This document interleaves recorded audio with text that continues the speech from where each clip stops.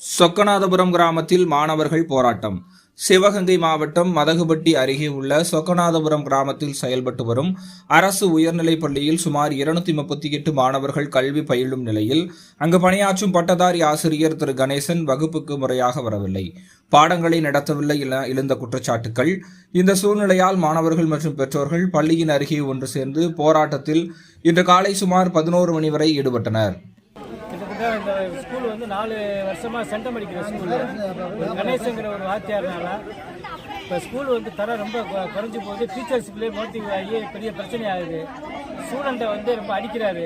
நேற்றுலாம் ஒரு பிள்ளை வந்து மயங்கி ப்ரேயரில் 50 நிமிஷம் நடத்தி ப்ரேயர் வந்து மயங்கி இந்த பிள்ளைக்கு உத்தரவாதம் இல்லாமல் இருக்குது. எந்த டீச்சர்ஸுக்குள்ளே மிரட்டுறாரு. டீச்சர்ஸுக்குள்ளே சண்டையெல்லாம் நடக்குது.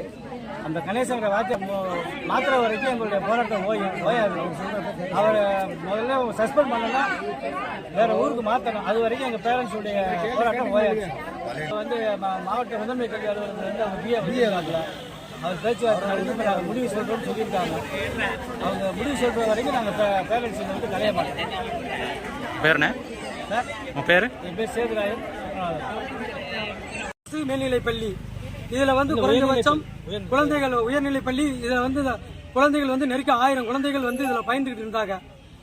2 வருடங்களாக கணேசன் ஆசிரியர் என்பவர் இங்கே வந்து வாத்தியாரா வந்தார். அதில் இருந்து பல பிரச்சனைகளை அவர் உருவாக்கியிருக்காரு.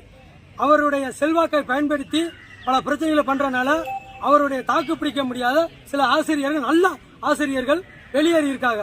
அதே மாதிரி குழந்தைகளுக்கு வந்து சம்பந்தமில்லாத அரசியல் சார்ந்த விஷயங்களை பேசி குழந்தைகளை மைண்ட் வாஷ் பண்ணி பிள்ளைகளை ஃபுல்லா படிப்பை கெடுக்கிறாரு.